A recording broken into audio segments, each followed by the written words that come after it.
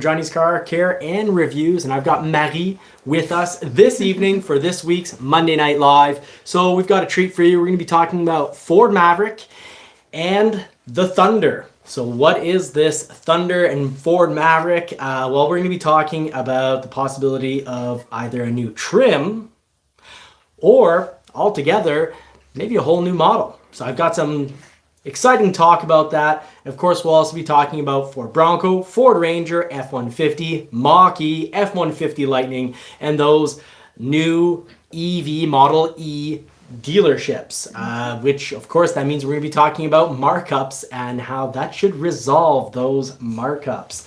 So Marie, I'm going to let you start the show off. I know you're trying to get into the show so that you can see what people's questions are, but I'm going to let you start off by asking the very first question. Well, I possibly break up a wrestling match between our two poodles. Yes, so I guess everybody wants to ask that question to you. So what is going on with Ford, Johnny? So yes, this week, what's going on with Ford? Well, let's talk about what's going on this week and all the way back to, the last 2 years. So that means we're going to be talking about the Ford Maverick quite a bit tonight and the whole EV division as well. So before we start talking about, Maverick updates, EcoBoost, hybrid, what's going on with people, some new orders getting built even before carryovers, like Marie's. We're going to be talking a bit about that, about constraints and really what you can do. So let's start off with the first topic. Thank you for asking that question, Marie. It lets me jump right in. The Ford Maverick. Thunder. So really good. That? Yeah, what is that? That's exciting. Actually, you might actually be upset hearing about this because you just got scheduled with your hybrid. Now, in the past, Ford has used the name Thunder to be its own trim. It was for the Ranger in Europe. So you had the Ford Ranger Thunder. Now they cut that out a couple years ago, and probably quite interestingly enough, I bet they cut that out because they said, oh boy, we currently have one vehicle in Europe that has this special trim, and it was really about looks. It had nothing to do with electrification of the Maverick. Mind you, someone at Ford, I highly suspect, who was thinking, hey, we're going to have an F-150 Lightning. We might need that name Thunder. And whoever that was awfully correct. I really think this is going to be for the plug-in Maverick. And I believe that moving forward, Ford could get a real helping hand, actually, by naming their plugins. And why would Ford want to name their plugins? Well, first of all, we know the last 2 years, what have we heard, read, and seen? A lot of markups across the entire automobile industry, whether you're shopping a Cadillac, a BMW, Hyundai, Kia, Toyota, even Toyota. There's markups everywhere, and they were bad. We've seen 100K added on to Mercedes. That was probably one of the worst. We saw over 50K added on to a Chevrolet Corvette, but it wasn't just, in the case, it wasn't just high-end rare vehicles, which the Bronco was rare. We'll talk about production numbers on the Bronco and Ford Ranger before the end of the show. So if you're here for non-Ford Maverick talk, don't worry. We'll have quite a bit of that this evening. I've got about 15 points to cover. But markups have been bad. And Ford, what was their solution? Well, they threatened dealerships a lot, and I really appreciate and respect how Ford has been progressive.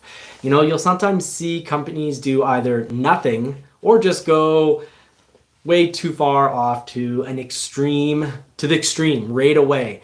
Now, I think when you're running any business, or if you're taking medication, take it in doses. You think you have a condition, you think, just because you have a really, really bad headache, don't take 10 Tylenol, start with 1 or 2. So Ford did that with doses. They told dealers, hey, sell things at the right price, make actual client orders. So now we're going to ask that you provide a driver's license.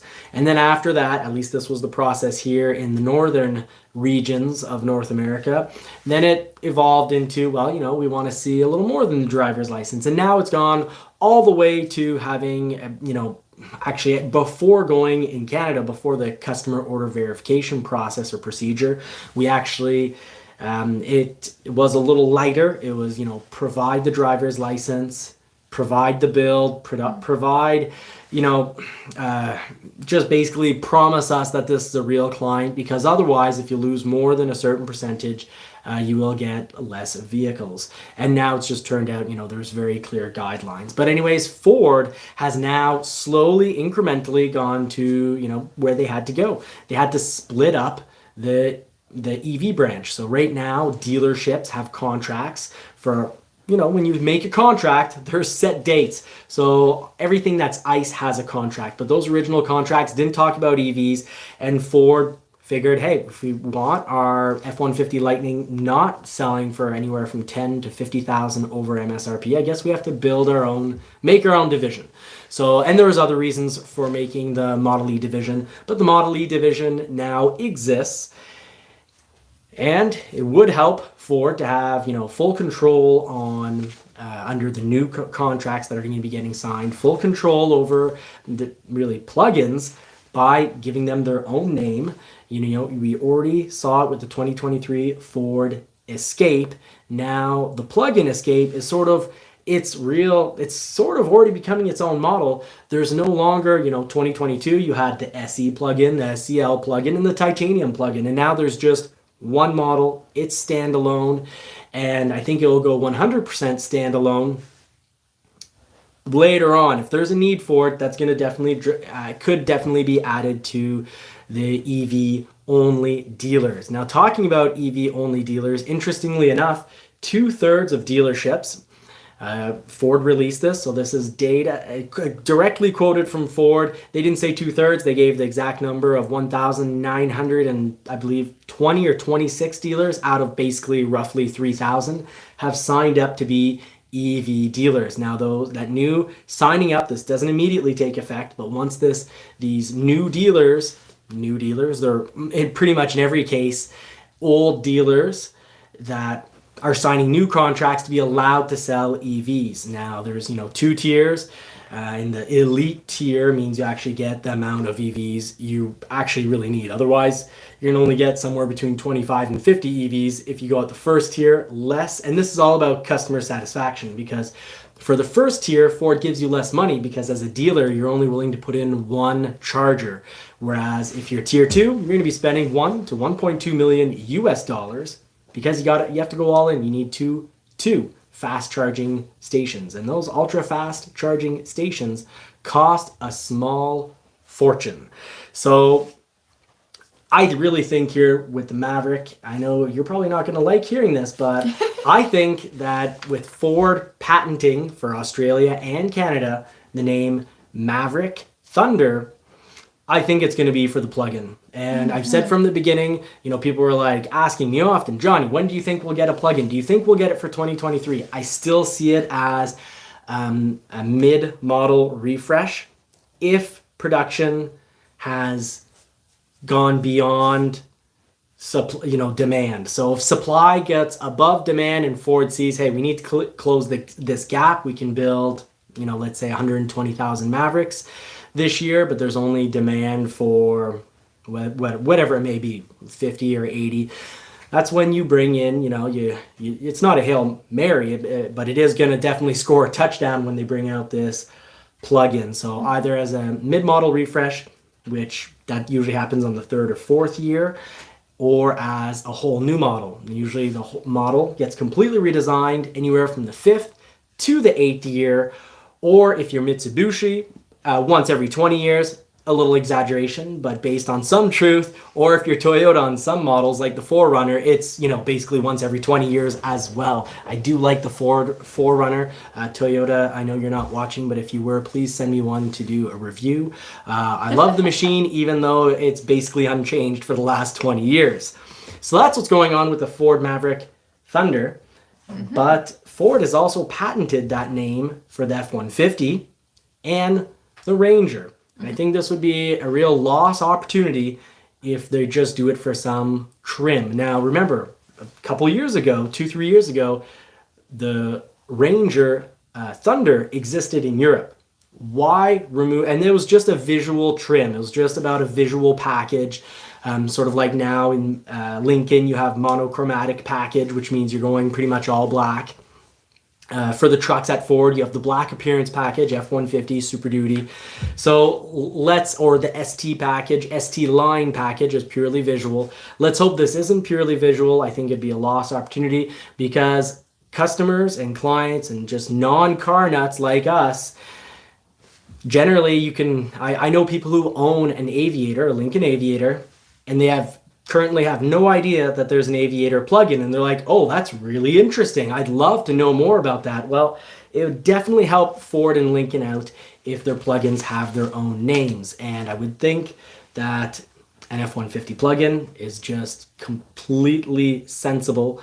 And I know Ford, there's talk, not just talk, it's going to happen. We're going to have a Ranger plugin. We're going to have eventually a Bronco plugin. Unfortunately for the Bronco, it could be more on the full redesign, because we haven't heard anything yet, and we're not that far from the mid-model refresh on the Bronco. If we think about it, we had a 21 and we're going into 23. These things usually happen on the 3rd or 4th year. So if there is going to be a Bronco plug-in as the mid-model refresh, we will hear about it soon. Good. So that's what I've got to say about what's going on with the Maverick Thunder. Yeah, maybe for the next one I will order. And it would allow, if they send the Thunder as its own name, it makes it easier to tell dealers, well, no, this isn't an ICE internal combustion engine model that goes to the internal combustion engine dealerships. This is only going to the EV dealerships, which will be signing legal contracts. I'm sure it's going to be in there. They're not going to be able to sell over MSRP. They're going to really have to sell at Ford advertised price, the correct price, the fair price for everyone. Okay. And talking about that, we have a question from Ridgeview here. I will let you read that. All right. Thank you, Ridgeview, for putting a little sort of Lego colored individual with the hand up. That really makes it easy. So Johnny's Car Care and Reviews. Is there tier 2? You mentioned a DC charger.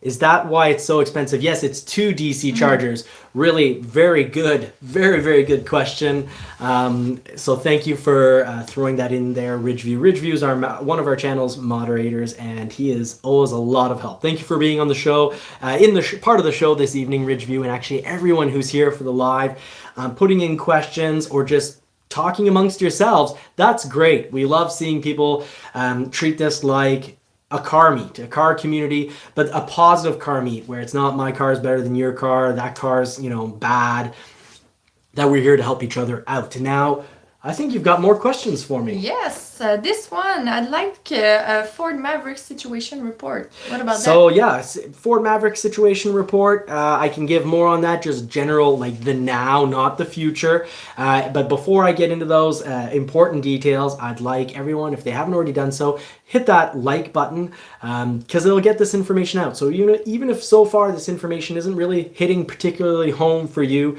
I do have shows certainly that will hit home and be must-know information, and don't be fooled information, because there's a lot of buyer's advice on this channel.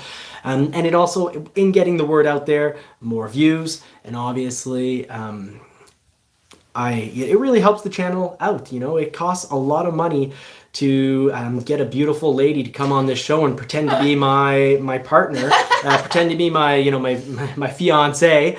I call it, well, in Quebec often there's not a ceremony, so I often call her my wife, but we're fiancé. But it costs a lot of money to have someone pretend that for 30 minutes to an hour once a week. Just think of the cost incurred by good old Johnny here. So I hope you found that funny. I hope you didn't take that badly. Sometimes putting up with me should come with a paycheck.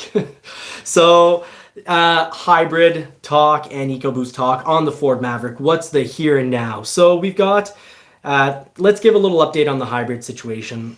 I think there are going to be, unfortunately, 2023 orders that get carried over into 2024, in which case there won't be any price protection. There could be a potential rebate like they're doing this year. But if we look over the numbers, let's say Ford builds 80 to 100,000 Mavericks next year. Do keep in mind, this year thus far, they have built, and I've got it here, I believe they've built 86,000. So we'll get to that in just exact number in just a moment. But I do want to point out that so far Ford probably is going to be able to make 35,000 to max 50,000 hybrids, I would think.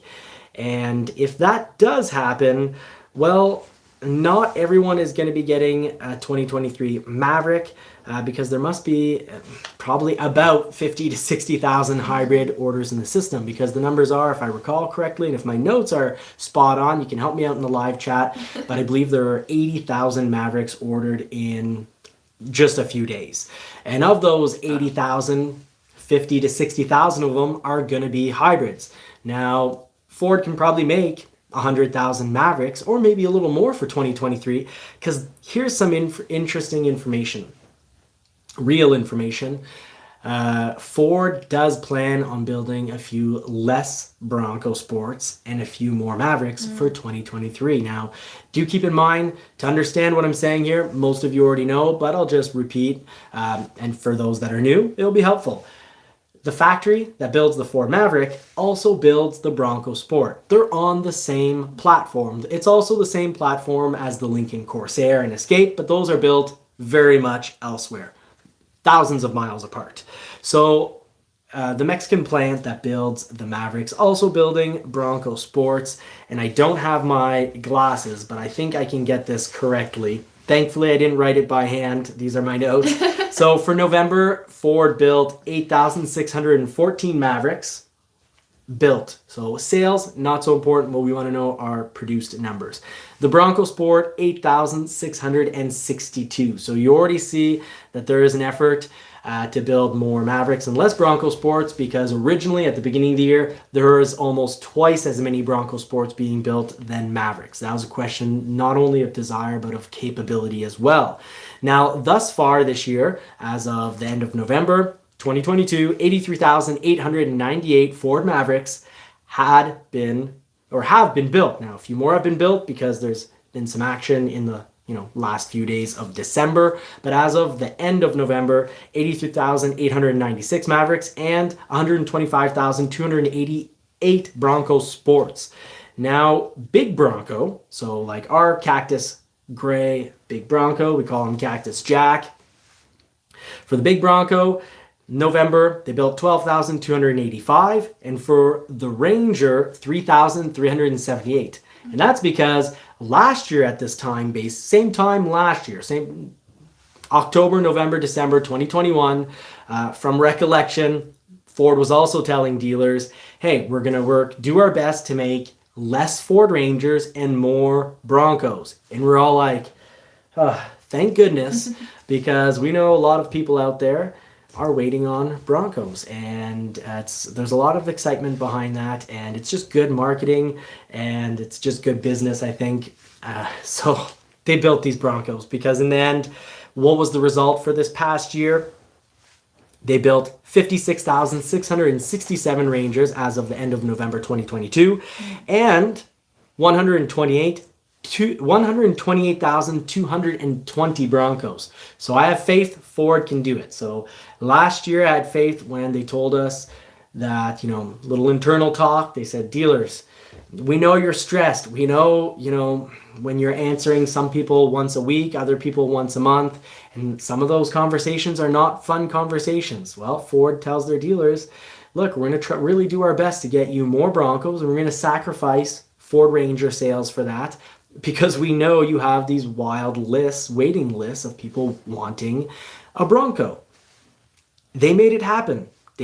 Not only did they keep their promise, they also succeeded at applying their plan. So when Ford this year is telling us they're going to build less Bronco Sports and more Ford Mavericks, I believe them, and I think that they need to get this done. They need to get as many hybrids out of the way. Hopefully they will get all the hybrid orders built that were built within the allotable days, because let's remember, some dealers are going to create their own problems. There's some dealers that are going to sell hybrids right now, not say it's sold out, and say you should get it within a few months. That is unfortunate, but it is a reality, because not all dealers function the same. And boy, do I ever know about that, because I'm currently trying to get my and it's, you know, it's money. We'll still eat without it, but still trying to get the $500 deposit back that we put on the Everglades. I would have loved my Ford Bronco Everglades, but it didn't come in time. I wasn't going to have Marie drive the Mustang, and I'm not going to drive the Mustang through what would have been 3 or 4 snowstorms and a lot of ice. So we bought a 2019 Ford Raptor, because the sales individual at that other dealership in October, all I heard was, "Do you still want a Bronco Everglades?" And in early October, it was yes. And really the full answer I should have said was yes, if you get it to me within about the next 30 days, or if I can at least know that I'm gonna have it before, you know, middle of November. Yeah, well, and in the meantime, you got a Maverick or build date. So I've got news about that. I don't know when I should drop it. I guess I'll tell you now. Just let's wrap up the whole Bronco thing. If you are trying to get a deposit back from your dealership, do look at your local laws, because throughout all of Canada, it's actually illegal to keep a deposit. It's not, I guess it's not illegal, or they have no shame in wasting my time, even though it's probably the easiest sale, which didn't turn into a sale, but the easiest deposit of a century. I simply asked, your advertised price, you're advertising that you've got a Bronco available, it's a picture in front of your dealership, I want to buy that Bronco if I can have it at the price you advertised it for. So simply, if you're not lying, here is a sale. It was one messenger message. It's the easiest thing. The next thing that should have came out of the salesperson's mouth is yes, and can I take a deposit or no?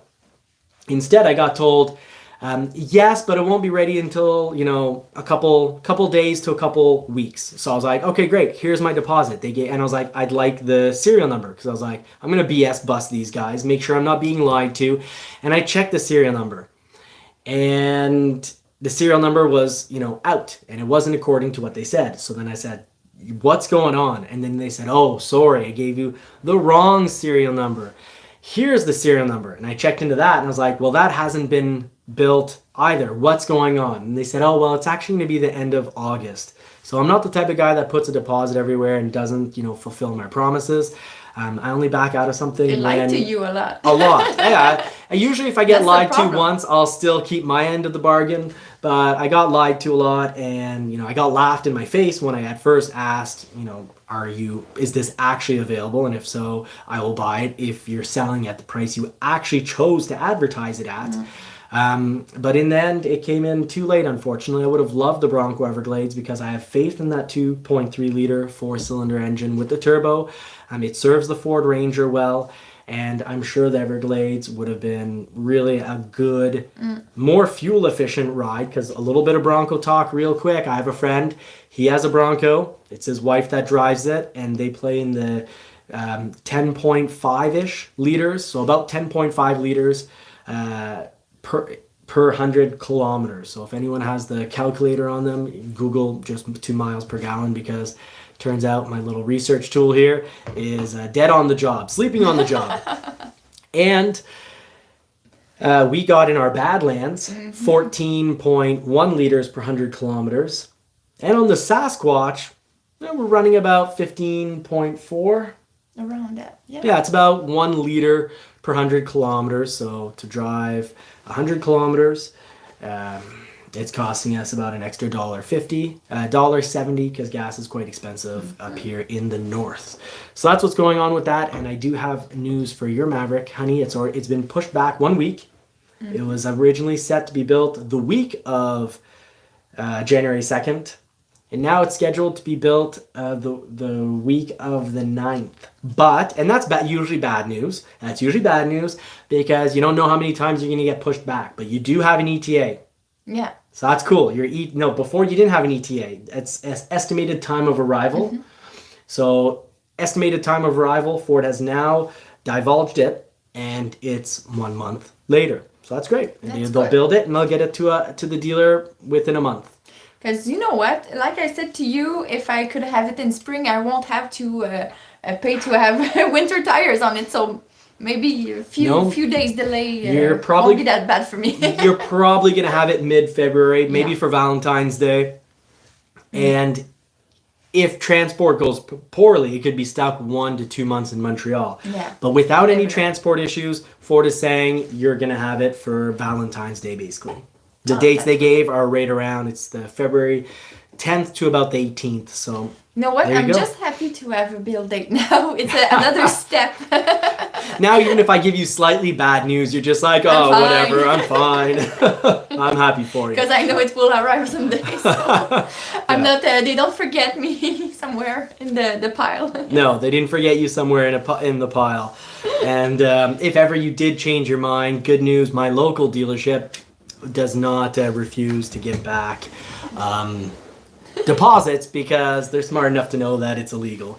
So remember, anytime you're doing business with a dealer, or really any type of business dealings you do in life, try to know what your laws are, because don't just assume that because someone is a business that they're going to follow the law. They might follow the law only when they're forced to. So sometimes you have to know your laws to remind them of what the laws are. And then, of course, in this case, you can always call Ford, and you can also call consumer. In our area, it's the Consumer Protection Bureau, or the Better Business Bureau in the United States.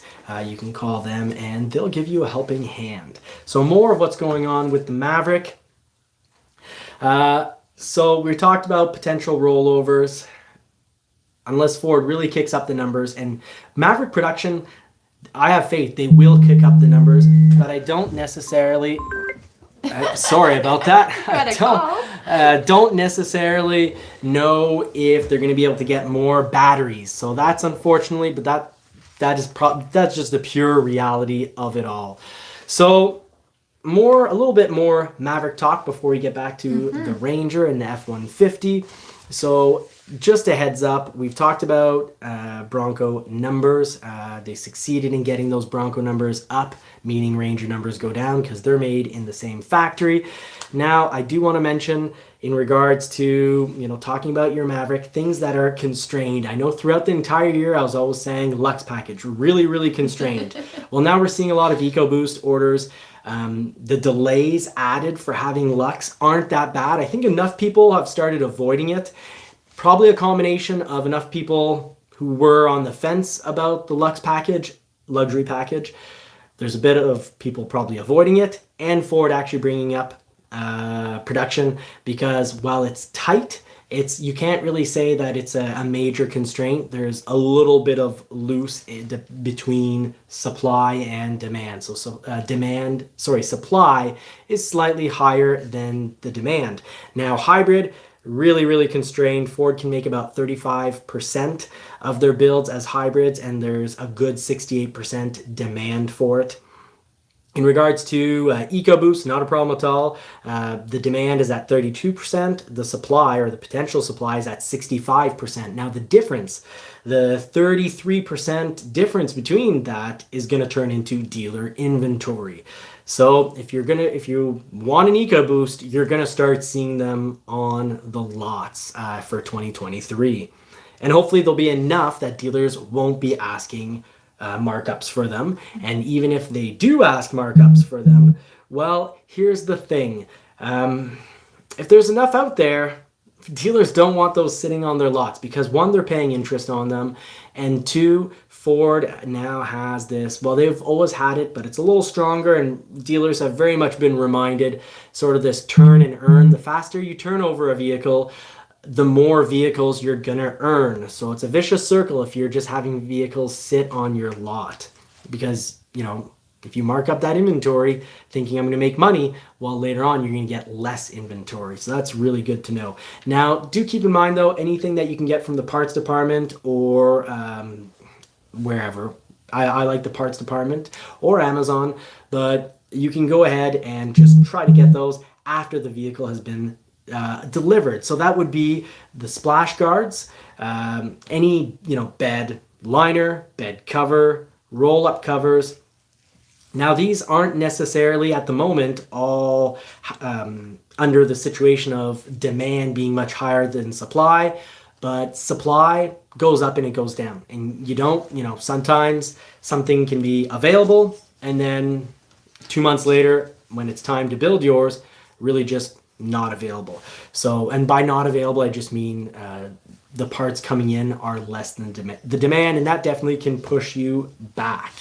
Now, if you have ordered an EcoBoost, if you go over to Maverick Truck Club, you'll have a lot of people saying, hey, I ordered an EcoBoost and I'm not a carryover and I got scheduled right off. Yes, because there's a lot of extra demand. So do keep in mind, if you're getting frustrated from seeing people say they got a build and they're not a carryover and you're a carryover like Marie-Pierre and I, most of those are EcoBoosts.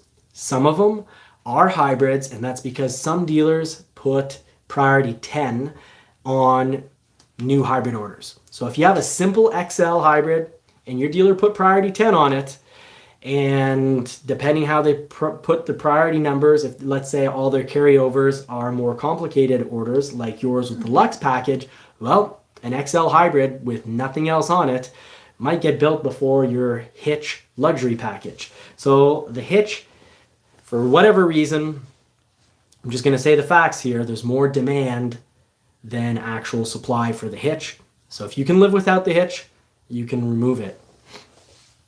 Tim Bartz has said it well. He said, ditch the Hitch. I love watching Tim Bartz' show. So if you watch my show and you kind of like the style, well, you'll really like Tim's show. He's a gentleman and a scholar, as I often like to write in his comment section. So I'm often off on his show. Perfect. For the next question, I want to ask you, what is scheduling this week? That is a great question. Scheduling this week, I'm just going to have to slide over. Yeah, you have a lot of notes tonight. I do have a lot of notes tonight. You did your homework. Yes, so scheduling this week, because this week's scheduling notes, I don't have the percentages, so I actually have a few weeks here printed off. But scheduling this week, last week, basically everything scheduled. There had been a holiday week, nothing was scheduling. Now everyone is back in the offices. So last week, they were back in the offices, working hard after Thanksgiving. We got scheduled that week, so thank you, Thanksgiving crew, for giving us that blessing. We're very thankful. Now, this week, we've got the 2023 model year Bronco scheduling. Now, of course, those are for carryovers, because right now it's only carryovers that are getting scheduled. However, nice little however, I'm thinking January, February, we should all get a crack at ordering a new Bronco. So let's keep our fingers crossed. It's more January, but it all depends how many Broncos they can get built, because they do want to get all those carryovers built before they open it up, what you could say, to the public, before they reopen the order banks for the Bronco. 2023 Bronco Sport, 2024 model year Econoline. I do not see those very often. A new Econoline I haven't seen new since... it must be a decade. So anyways, 2023 model year Edge. You've got the 23 Escape, 23 Explorer, 23 F-150, and minimal scheduling. And they did say minimal scheduling last week for the Maverick, and we got scheduled. So I guess minimal scheduling, I'm almost thinking that what it means nowadays is they're really trying to, the minimal is for saying, we're really focusing in on...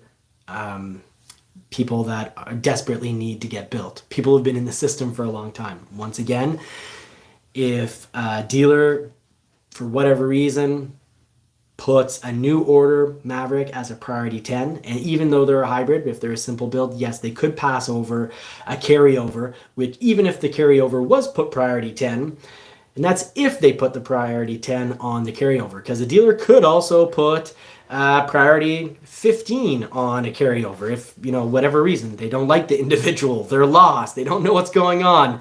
The person called and emailed every single week for more information, and they're just frustrated. Who knows what goes through people's heads? I'm just giving silly examples.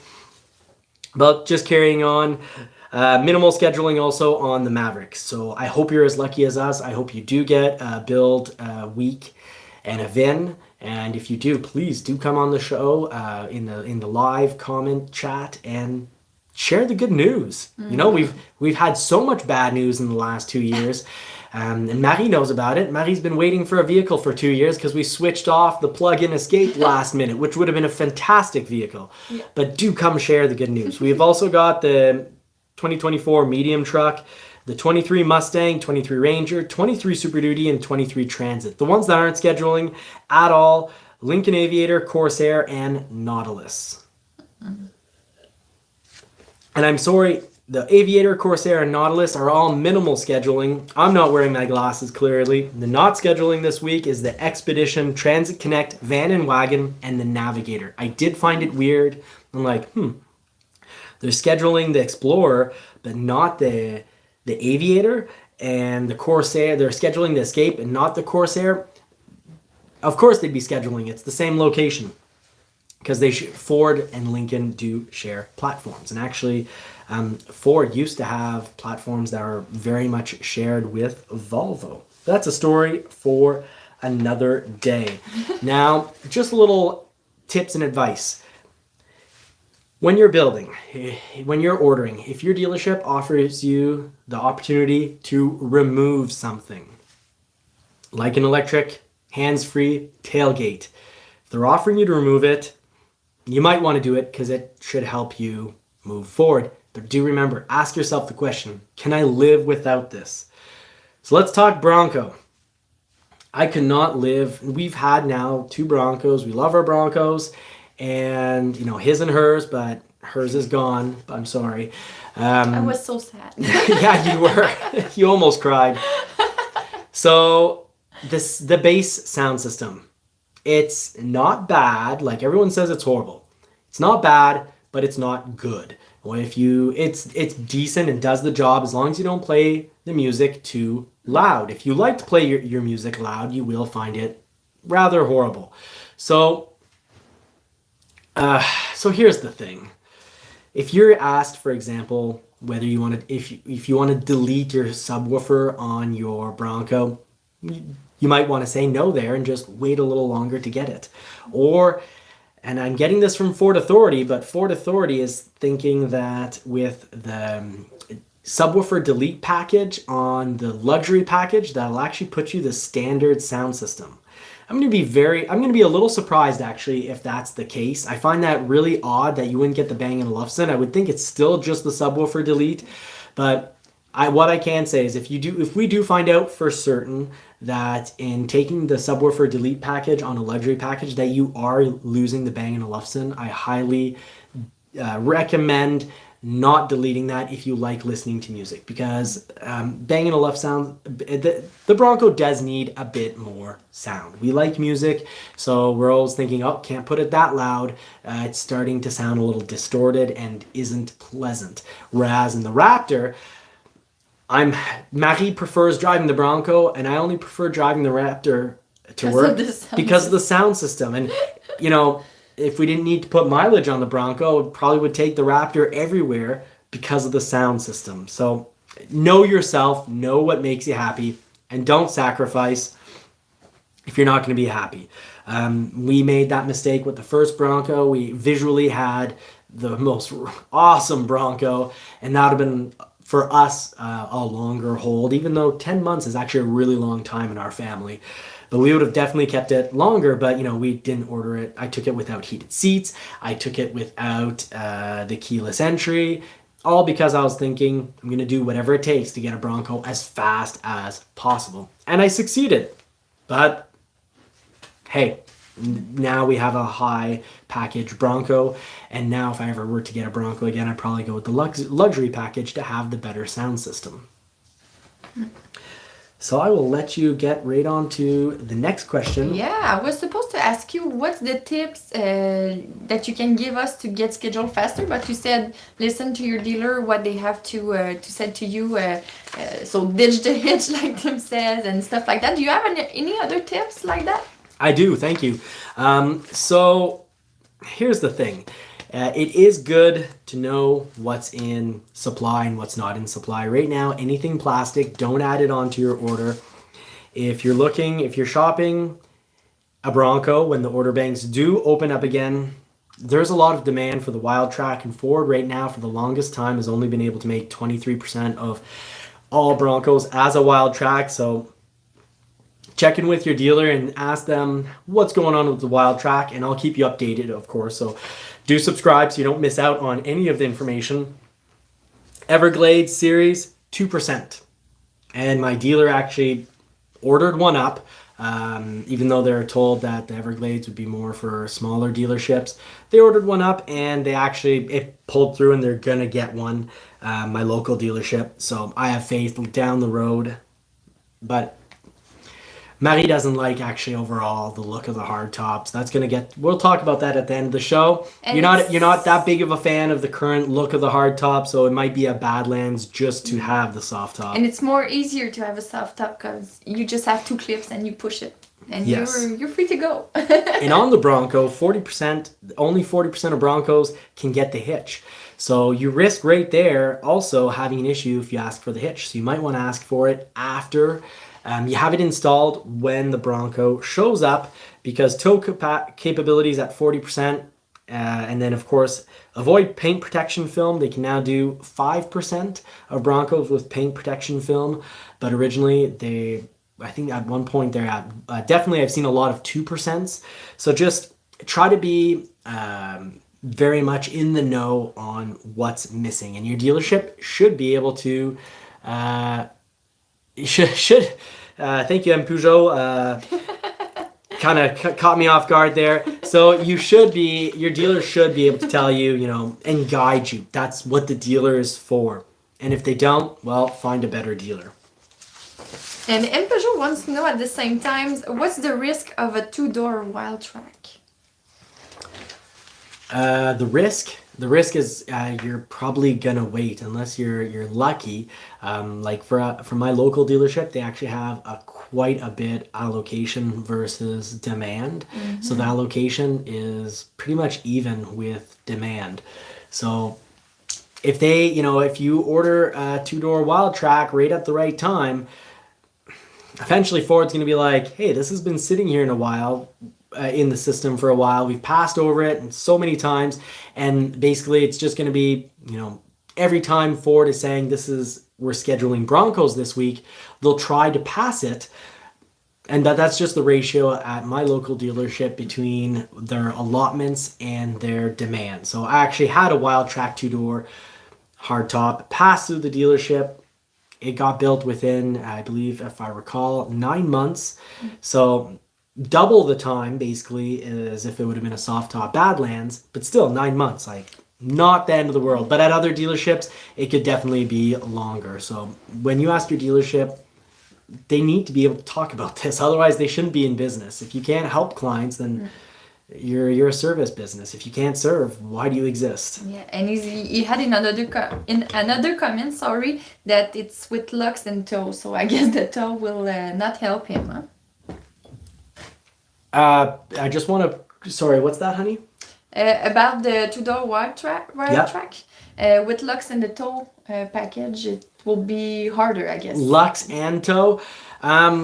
I'm not getting anything saying that the Lux package is horrifically held back. It was but for the tow. Back.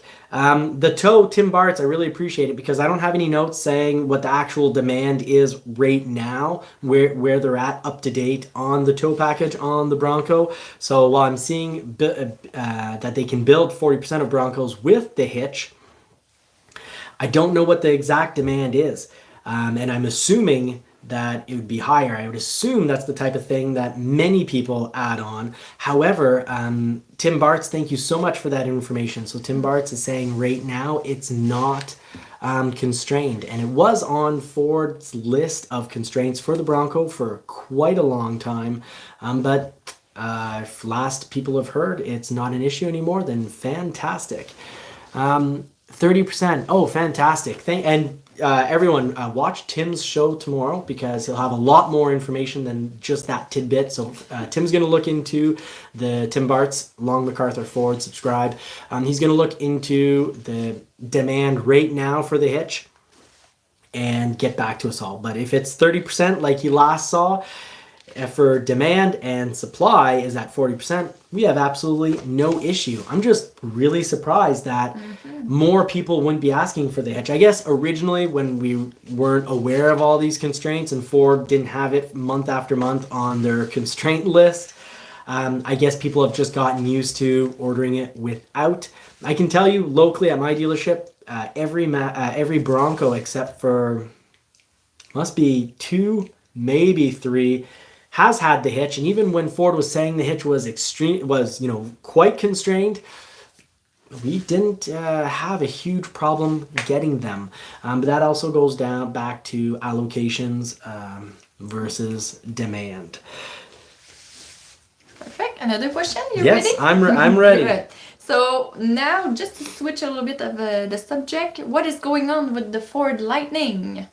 Okay, great. So Ford Lightning, it looks like they're currently building them without heated steering wheels. So our window sticker, which it's not a sticker, but I have a print off. Our window sticker is currently saying that we do not have the heated steering wheel. Ford is actually, I got the memo saying that they should be building them at least for the whole month of November with heated steering wheel. So we'll see what the true story is when that actually shows up, because maybe they'll amend the window sticker and we'll get that heated steering wheel as the memo said. But we'll have to see. Microchip shortages, there's still constraints, there's still issues getting parts, but things are slowly getting better. Builds, supply, production. Let's hope things continue to get better throughout 2023 so we can all get our vehicles. But I'm sorry for the window sticker here. I don't know how it slipped away from me, but I don't seem to have it anymore, but you'll just have to take my word on it. The window sticker definitely says it's going to be built. We've also, that it has been built. Because it is built, and the window sticker says it doesn't have a heated steering wheel. So just do keep in mind, even if you've ordered a Lightning, 511A, so full out, you might not get it with a heated steering wheel, but that's supposed to be added on later if that's the case. And for a lot of F-150s, at least those built in November, it looks like you're supposed to have the heated steering wheel. So I look forward to updating everyone. Now ours does say microchip hold, at plant microchip hold. So we are being told that it's missing a microchip. So that might have very well to do with the heated steering wheel. And we have now been pushed back a month with our ETA, but we have an ETA, so estimated time of arrival.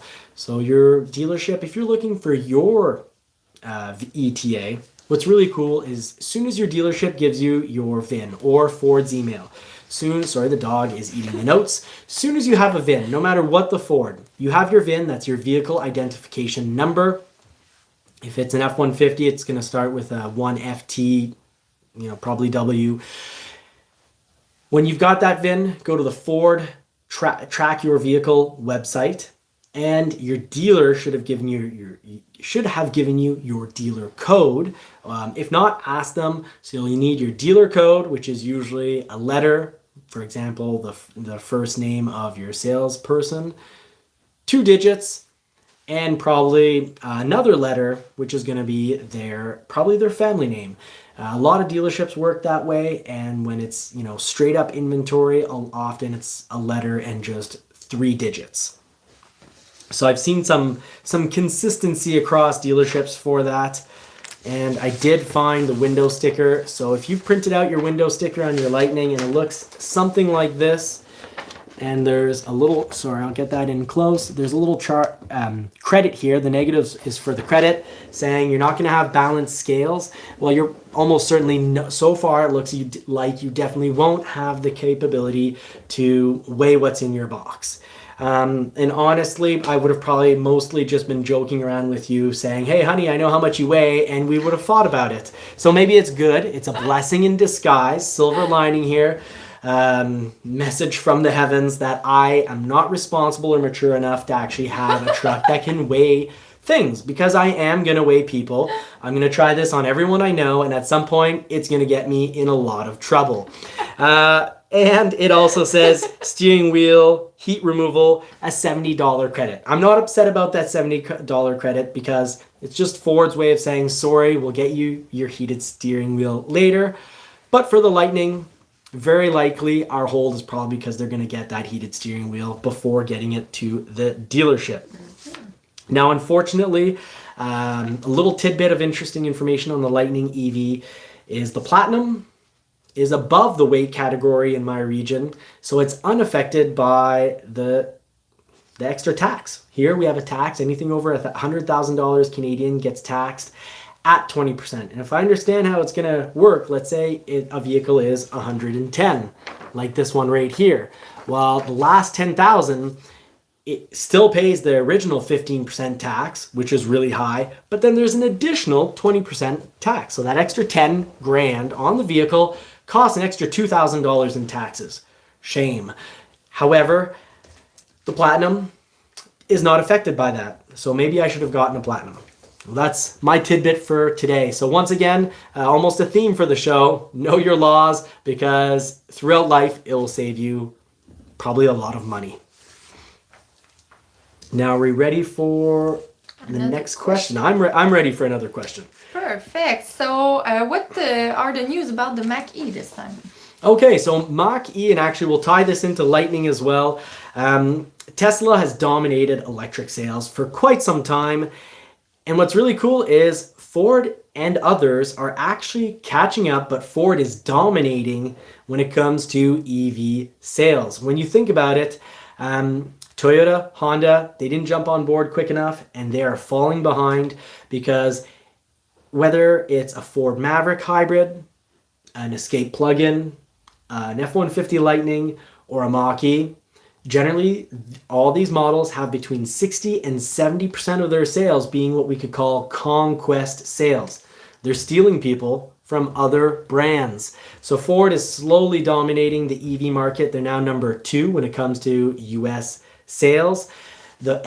The Ford Mach-E, actually, Ford just announced that they built their 150,000 Mach-E's. And by 2026, the end of 2026, Ford plans on being able to produce annually 2 million EVs.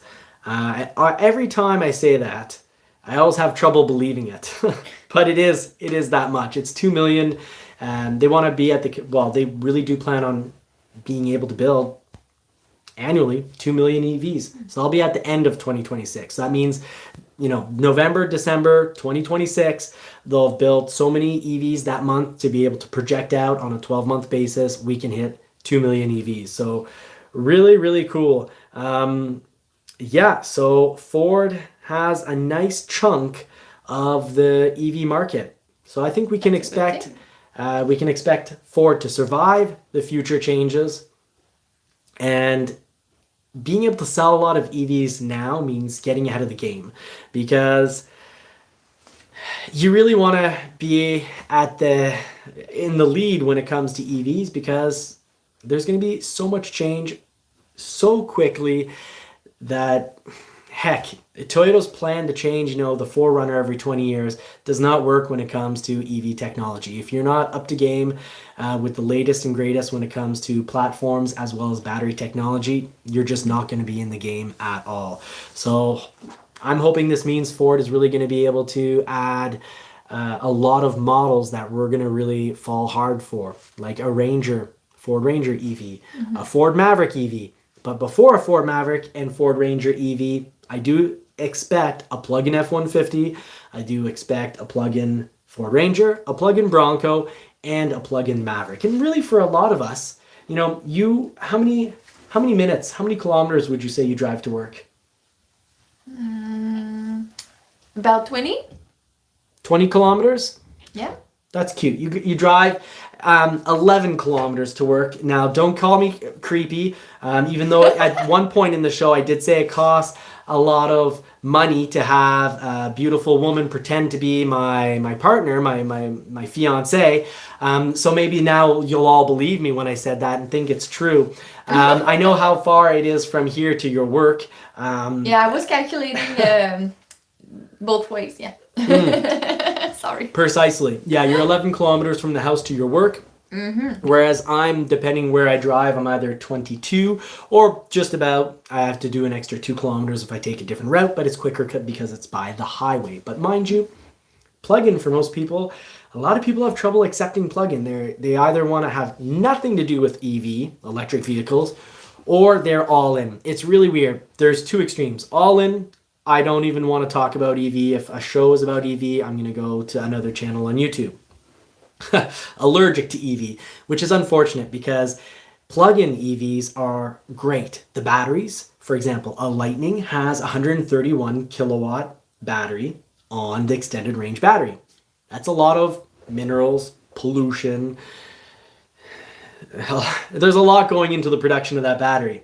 Whereas an Escape plug-in, 14.4 kilowatts, offering about 38 miles or 60, sorry, my miles are a little off this time, 61 kilometers, must be about 48, 50 miles.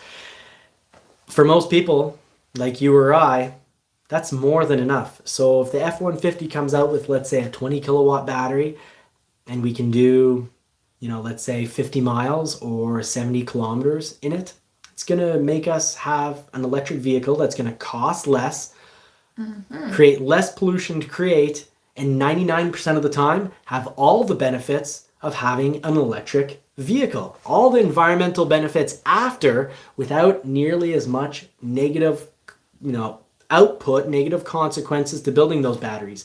Because there's definitely a big difference between 20 kilowatts and 131 kilowatts.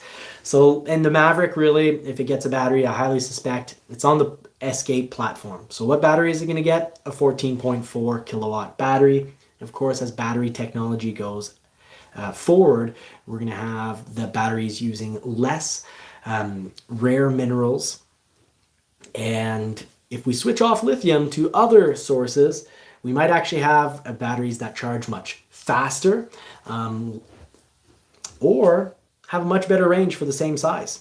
So we'll see whether batteries go to, aluminum graphene, or whether, Ford's working right now, if I recall correctly, it's lithium iron phosphate, if I recall correctly, it's the lithium iron phosphate battery that we should probably expect in the Mach-E standard battery at some point, as well as the Lightning.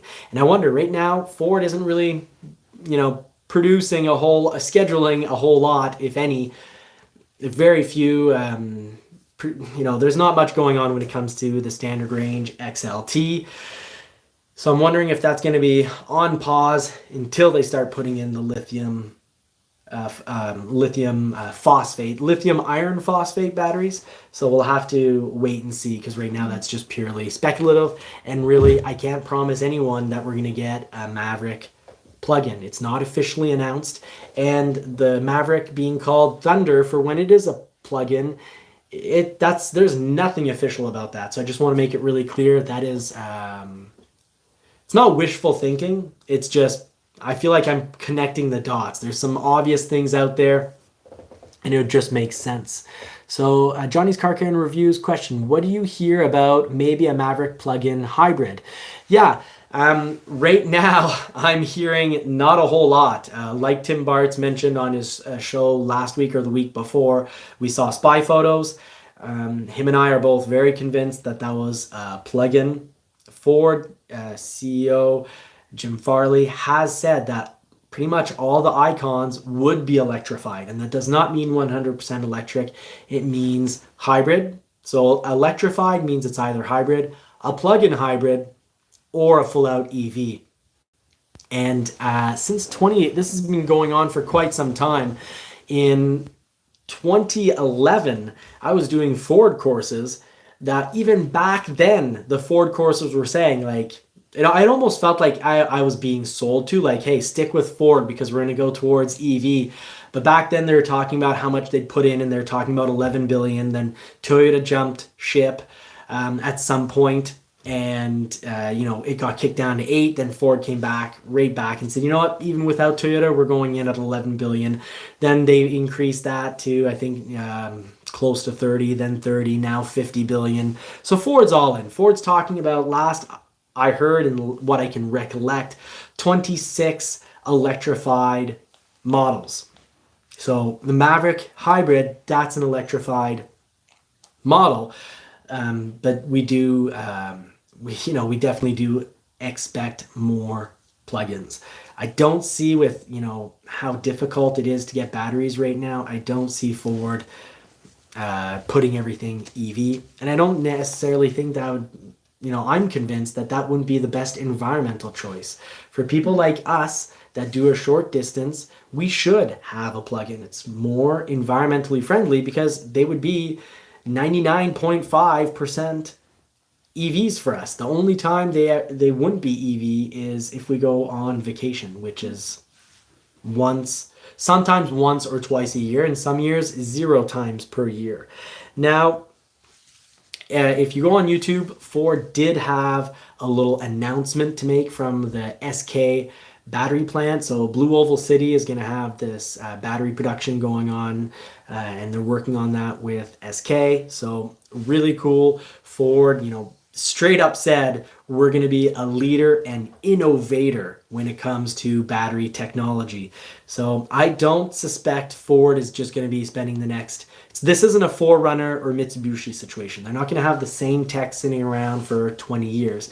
We're going to have a lot of changes, rapid changes, and some pretty major changes when it comes to what Ford is going to be offering us for battery technology. And I really look forward to that. Ford really does. They're eyeing to make sure that they're number 1, 2, or they're probably really eyeing 1 or 2 position for EVs. I would think they're probably planning for the number 1 position for EVs, but we'll see what happens with Tesla. Mind you, companies like Toyota, GM, Kia, Hyundai, they're all eating into Tesla's sales. They used to actually enjoy about 79% of the market share in 2020, and that's going down, and it's actually predicted that Tesla will be down to 20% of the overall EV market by 2025. But do keep in mind the EV market is going up and up and up every year, so 20% by 2025 is still, very impressive. Nothing to take away from Tesla. So we've got a little question here. Yeah. If you want to, there's a few hands up. From, Bill Forrest wants to know anything on the trimmer? Yes, trimmers are going to start arriving in dealerships real soon. And what's cool is it's not constrained. There is less demand than potential supply, so we're going to be fine for trimmers. So if you've ordered a trimmer, I wouldn't be too stressed. Perfect. Any other news about the Ranger? Yeah, I am hoping for that Ranger plug-in, of course, but more concrete news. We've got in our market, if you order a 2023 Ranger, you're not getting the new Ranger. Hopefully everyone knows that by now, but I do suspect we'll be probably in a reservation. One of two things will occur. Likely this spring, we'll be putting reservations with Ford on the new model Ranger, or Ford will just allow dealerships. There is a chance they'll say no more reservations, go deal with your dealership. And in which case, it's going to be weird because some dealerships can make a pre-list. Other dealerships will be able to say, come back on opening day, the day where order banks open. And I'd suspect that to be probably early July because they're making the 2023 Ranger, so current model, not the new model, until, these dates do tend to move around. So at this point, no point in me checking the chart, which I can actually see it, but there's no point because it can say, let's say the 7th of July, and that could turn into middle of June, and it could just as easily turn into end of August, but they're going to stop building the 2023, we can say next summer, and then right after they're going to start building the 2024, which for us is that new gorgeous Ranger. Can't wait. That's the perfect size truck. Your Maverick, it's right sized. The F-150, for some, they need that or bigger. But for me and my needs, the Ranger is just perfect because, we're dreaming of having each our own Sea-Doo, and it'll be able to pull the 2 Sea-Doos, which your hybrid, it'll pull the 2 The Sea-Doos. Maverick is, but it's small anyway, so Yeah. the Ranger is perfect with the box and all the stuff you can have in it. So yeah. You do like your And the F-150 construction is hard to projects. park because it's big. So yeah, maybe an in between will be great. The other reason Marie doesn't want to take the Raptor, she really likes it. It's a great vehicle. In the city, it's sometimes hard. Yeah, I get to jump on the highway, and I've got big parking spots where I work, and at home, surprisingly, we still have big parking spots, even though they're all filled. But the spots themselves leave plenty of room. So that's what's going on with the Ranger. Now, let's just quickly wrap up with a quick little Bronco talk. So, what would I suggest? And who am I? But what does the Bronco need? I really do hope that for the mid-model refresh, or at least the whole worst case scenario, the redesign. Redesign is every 5 to 8 years at Ford. A mid-model refresh is 3rd or 4th year. I really do hope that Ford takes notes off the Jeep. Now, I know in most cases I'll say the Jeep has a lot to learn from the Bronco, but one area where the Bronco can learn is about tops. So if you look at the Jeep has, and I'm not talking about the soft top on the Jeep I think looks kind of bad. Nothing's even. One of the reasons Marie isn't a fan of the Bronco hardtop is she finds the design, well, I'll let you say it. Yeah, for the Bronco hardtop, yeah. Yeah, but it's not that bad. I'm searching the word in English right now, sorry. It's not that bad, but I found it looks more smaller than the soft top. So the soft top has a little round. Can you help me with that? So Marie was telling me the other day in French, of course, that the first top, above the passenger and driver, it's thin. And then on the second part, it gets a little, as you go back, it gets thicker. So it doesn't look even. And then the soft top, the actual whole back, it helps it look a little more massive. So Marie and I really like the soft top. I actually find the current hard top looks good, quite good. But I'd love to see it painted. Jeep does them painted. And also Jeep does it so that you can have a hard top, soft top. So let me explain. The Jeep, all along the sides, it's painted metal. So it looks great. Looks like you're running a hard top. Actually, doesn't even look like a convertible. But then the middle has this perfectly flat, even soft top. And it looks so sharp. It looks just like Ford's F-150 or Maverick hard roll-up bed covers. It looks just so good. And I'd love to see that on the Bronco for a mid-model refresh. But then again, maybe I should just be realistic and hope that they get around to finally painting those tops, because just a painted top would look better than the gray, in which Marie has said many times she prefers the look of the soft top also because it's got this clean black look. And we've gone through winter and now a bit of a second winter, and that top it doesn't stay clean.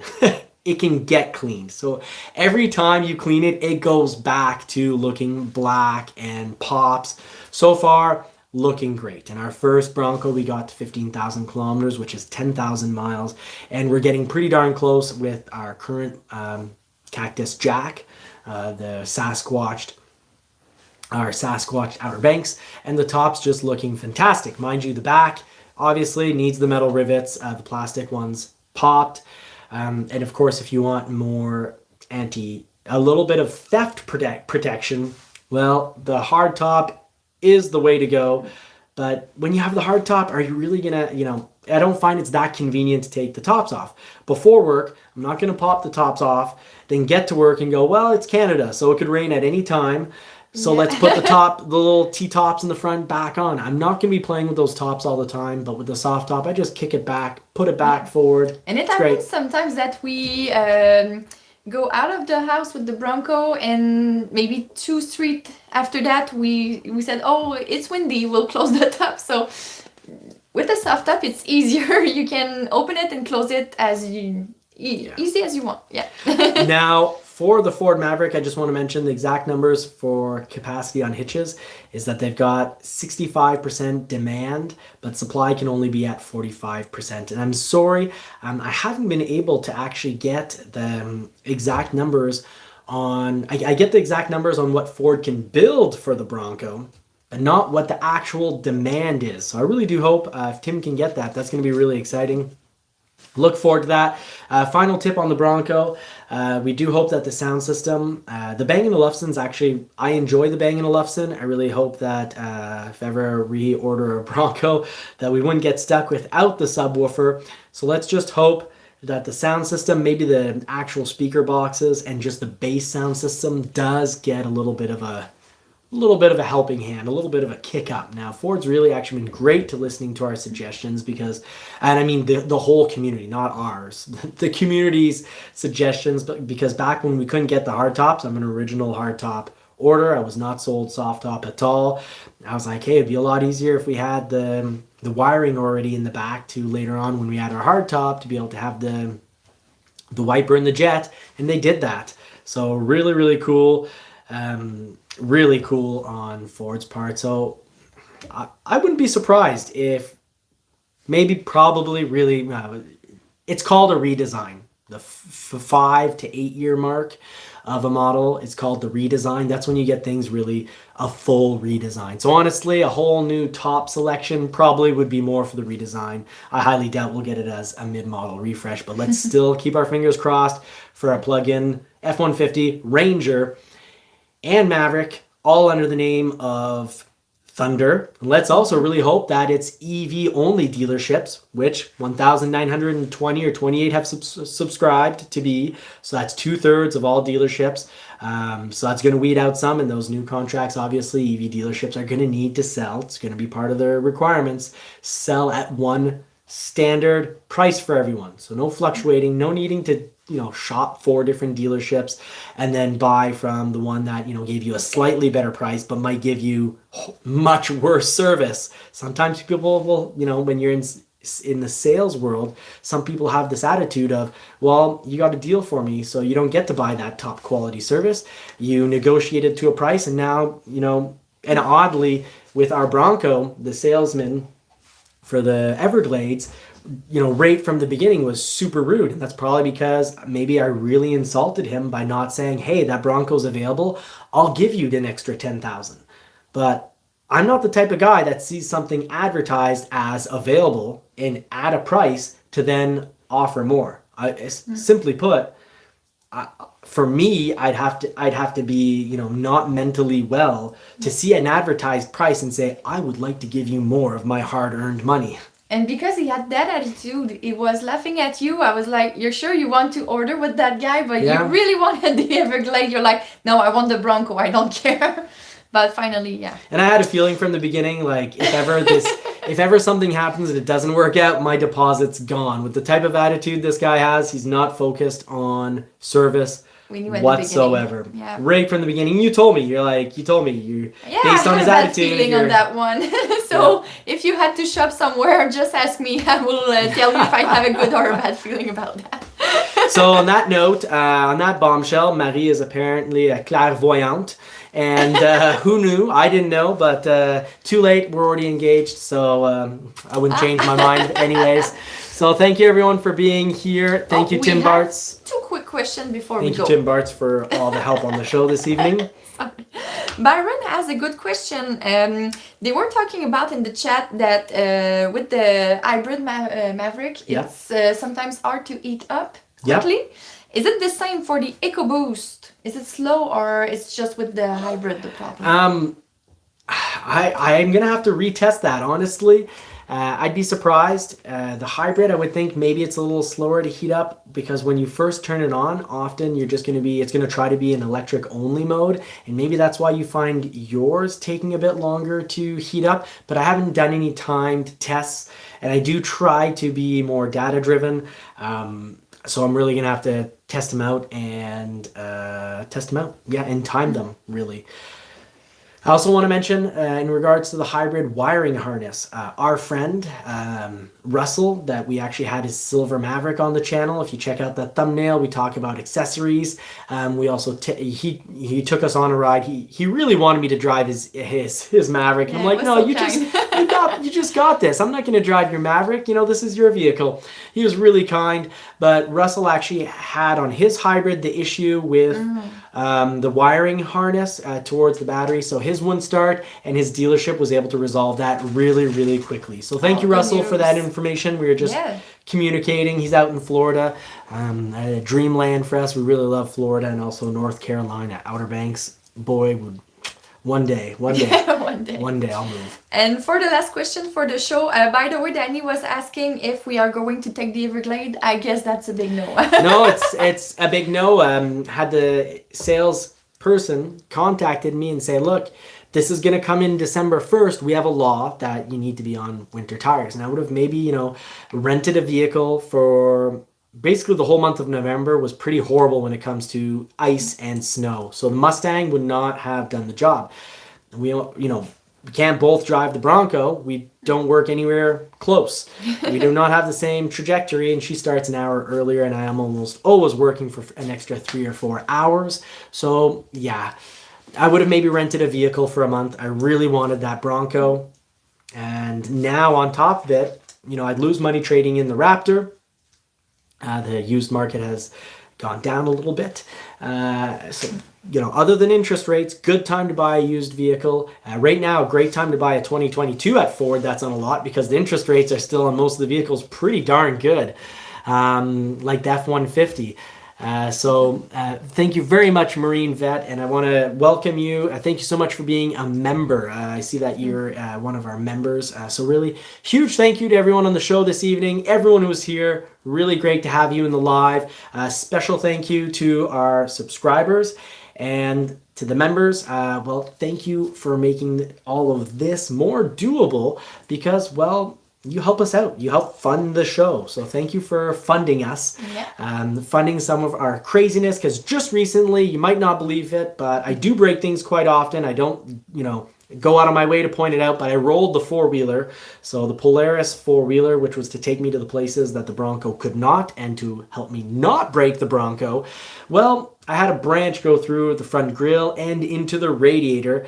That was one thing, and I also rolled it. Thankfully, I jumped out of the way and did not get pinned between the four-wheeler and a rock. Rock in a hard place. That's often where you'll find me. Thank you, everyone. Have a great night. Have a great week, and we'll see you on Tim Bart's Long MacArthur show. And we need to close up because David and Kelly from All Terrain Nation are having their live in about 15 minutes, less than 15 minutes. Take care, everyone. Have a great week.